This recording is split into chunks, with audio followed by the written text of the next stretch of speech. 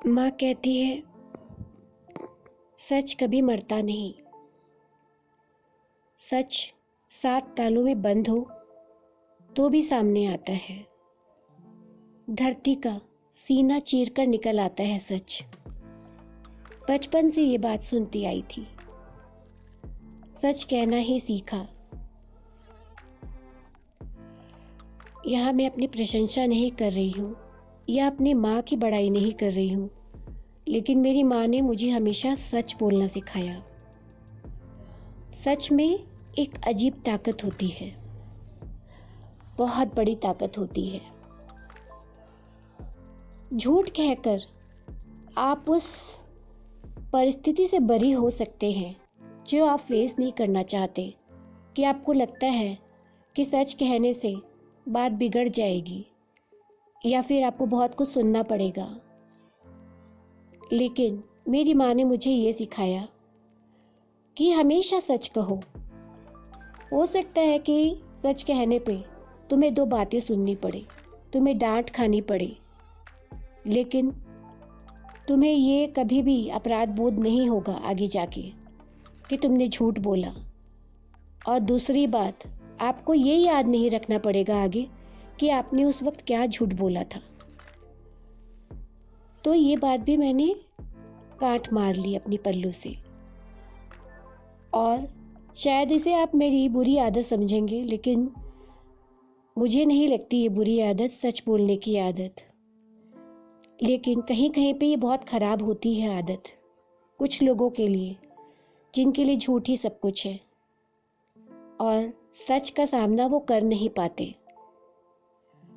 और मेरी ये आदत है कि यदि मुझसे, मैं भी इंसान हूँ, इंसान गलतियों का पुतला है और गलतियाँ मुझसे भी होती हैं। मुझसे भी कई गलतियाँ हुई हैं जीवन में, लेकिन मैंने उसे कभी छुपाया नहीं। पहले माँ और पिताजी से सच कहती थी, अब अपने पति और बेटे से भी कहती हूँ। तो इसलिए मुझे इस बात का अफसोस है कि मैं सच कहती हूँ। मुझे इस बात का डर भी नहीं है कि मैं सच कहती हूँ, क्योंकि सच कहना तो डरना क्या। सच के साथ जीती आई हूँ और आगे भी जीती रहूँगी। मैं जानती हूँ सच कहने वाला हमेशा अकेला होता है, उसके बहुत से शत्रु भी बन जाते हैं। मेरे भी है, मैंने नहीं बनाए। जिन्हें सत्य बर्दाश्त नहीं हुआ वो शत्रु बन गए। जिन्हें सच पसंद है वो मेरे आज भी मित्र हैं। कई तो मेरे ऐसे मित्र हैं जो बचपन के हैं और अब तक मेरे मित्र हैं। मुझे ये लगता है कि बनावटी होने से अच्छा है आप सच कहें, फेक ना बने। मुझे नहीं आता फेक बनना, बचपन में भी ऐसी ही थी। मेरी माँ ने कभी मुझे एक थप्पड़ भी नहीं लगाया। मुझे याद है जब मैं छोटी सी थी, एक बार ही एक चांटा लगाया था और वो चांटा मुझे अब तक याद है। शायद उसी की वजह से मैं अब तक सच बोलती आ रही हूँ। हम जिस बिल्डिंग में रहते थे उसमें एक पंजाबी अंकल रहते थे, अंकल आंटी बहुत अच्छे थे। मैं छोटी सी नीचे चौक में खेलने गई थी, तो आंटी ने मुझे कहा कि सामने से मुझे दूध ला दो खरीद के। और मैं बच्ची थी, मुझे कुछ समझ नहीं आया, लगा आंटी है कह रही है ला देती हूँ। जब मैं दूध लेके रोड क्रॉस कर रही थी तो मेरी मॉम ने मुझे ऊपर से देख लिया बैल्कनी से। उनका तभी गुस्से में चेहरा तमतमा गया था। मैं बहुत डर गई थी अपनी माँ का चेहरा देख के। फिर मैं धीरे धीरे ऊपर आई, मुझे बहुत डर लग रहा था। जब ऊपर आई तो माँ ने कोई सवाल नहीं किया, सीधा मुझे एक थप्पड़ लगाया, जोर से, इतना जोर से लगाया कि 5 उंगलियां छप गई। फिर मेरी माँ ने मुझे कहा, मैं रोने लगी। मेरी माँ ने मुझे कहा कि तू झूठ ना बोले इसलिए मैंने तुझे ये थप्पड़ मारा है। जीवन में कभी झूठ मत बोलना, हमेशा सच के साथ रहना।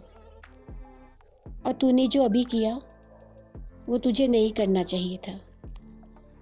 मैं बच्ची थी उस वक्त, मैं उस बात को नहीं समझ पाई थी, लेकिन अब मैं समझती हूँ उस बात को कि मेरी माँ ने मुझे थप्पड़ क्यों लगाया था। उस दिन के बाद मेरी माँ ने मुझे कभी एक थप्पड़ भी नहीं लगाया, और तब से ही शायद गंदी कह लीजिए, ये बुरी आदत पड़ गई मुझे सच कहने की। और इसी वजह से शायद मुझसे कई लोग रूठ भी जाते हैं, जबकि मेरे हृदय में कोई पाप नहीं होता है। मैं जो कहती हूँ वो बिल्कुल सच कहती हूँ। दूध की धुली नहीं हूँ, लेकिन जहाँ तक होता है सत्य ही कहती हूँ। मैं अपने पति को भी बता देती हूँ सब कुछ। यदि मुझसे कुछ गलती होती, चाहे वो बड़ी से बड़ी गलती हो, वो मैं कह देती हूँ। तो शायद ये मेरा अवगुण है कुछ लोगों के लिए, और उन्हें लगता है कि मैं कड़वा बोलती हूँ, लेकिन मैं कड़वा नहीं बोलती हूँ, मैं सिर्फ सच बोलती हूँ। जो सत्य की नाव खेता है तो वो बहुत दूर आगे ही निकल जाता है। शहर, गांव, कस्बे सब छूटते जाते हैं पीछे, लेकिन भगवान कृष्ण ने भी सच का साथ दिया था। वो सत्य के साथ खड़े थे। तो जब ईश्वर सत्य के साथ है तो मैं कैसे गलत हो सकती हूँ। और मुझे मेरी माँ की सीख पर गर्व है। निराशा नहीं, ना कोई शर्म है। मैं ऐसी ही हूँ, सच कहती हूँ, सच के साथ जीती हूँ। यदि किसी को इससे तकलीफ है तो मैं कुछ नहीं कर सकती इसका। हाँ, इतनी बेवकूफ़ भी नहीं। जानती हूँ, जहाँ मुझे लगता है कि किसी का बुरा हो जाएगा, वहाँ मैं चुप रह जाती हूँ, कुछ कहती नहीं हूँ, लेकिन झूठ नहीं कहती हूँ। आप भी यदि मेरी इस बात से सहमत हो तो ज़रूर अपना उत्तर कमेंट बॉक्स में डालिए। फिर मिलेंगे जल्दी ही, मेरे ख्याल, मेरी नज़र में, फिर एक नए विषय के साथ। नमस्कार।